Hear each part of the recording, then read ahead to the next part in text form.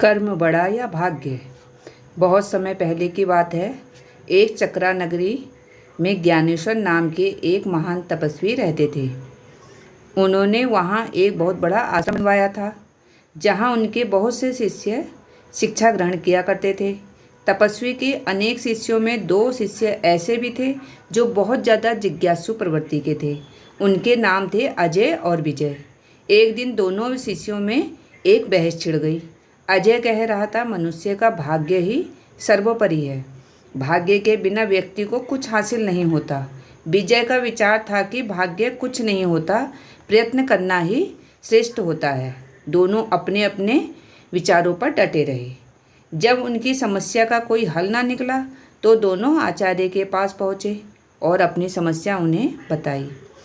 यह सुनकर ज्ञानेश्वर भी पहले कुछ उलझन में पड़ गए। फिर बोले, मैं इस प्रश्न का उत्तर आपको कल दूंगा, परंतु तुम दोनों कल सुबह से 24 घंटे तक कोठरी में बंद रहोगे।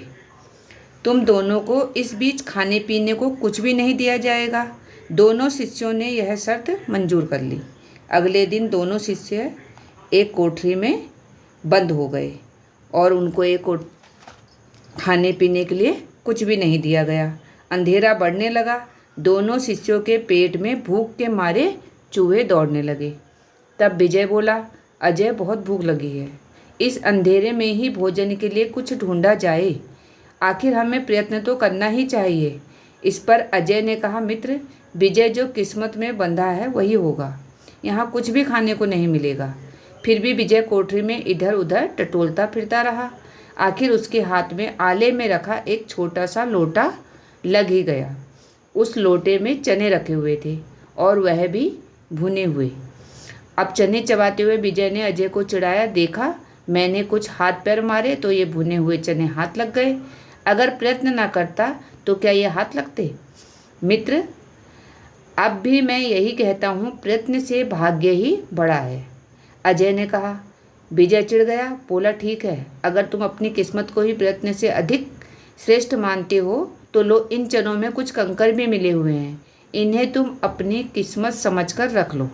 यह कहकर उसने कुछ कंकड़ चनों में से बीनकर अजय को दे दिए।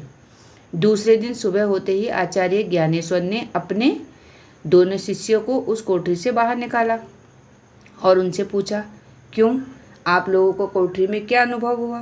पहले विजय ने कहा, आचार्य, रात को जब मुझे भूख लगी तो मैंने उस अंधेरे कमरे में टटोल कर एक लोटा खोजे निकाला। मुझे उस लोटे में कुछ भुने हुए चने मिले, जिन्हें खाकर मैंने अपनी भूख मिटा ली। चनों में कुछ कंकड़ भी थे, जिन्हें बीनकर मैंने इस भाग्यवादी अजय को दे दिए। अब अजय ने कहा, मेरे विचार से भाग्य ही श्रेष्ठ है। आचार्य, शायद मेरे भाग्य में कंकड़ मिलना ही लिखा था। इस पर आचार्य ने पूछा, कहाँ हैं वह कंकड़? अजय ने अपनी जेब से कंकड़ निकालकर आचार्य के सामने रख दिए, मगर तभी दोनों शिष्य चौंक उठे। वे कंकड़ नहीं, छोटे छोटे हीरे थे। विजय ने प्रयत्न किया, उसे चने भी मिले और हीरे भी, पर उसने हीरों को कंकड़ समझकर अजय को दे दिया। अजय ने उन्हीं को अपने पास रख लिया, यह उसका भाग्य था। दोनों शिष्यों ने तत्काल पूछा, गुरुदेव, फिर भाग्य श्रेष्ठ हुआ या प्रयत्न? आचार्य बोले, शिष्य, यह दोनों ही श्रेष्ठ हैं, क्योंकि प्रयत्न यानी कर्म और भाग्य दोनों ही साथ साथ रहते हैं। कर्म भाग्य के बिना अधूरा होता है और भाग्य कर्म के बिना। आचार्य का यह उत्तर सुनकर दोनों शिष्यों की जिज्ञासा शांत हो गई। फिर इनमें से इस विषय पर कभी भी बहस नहीं छिड़ी।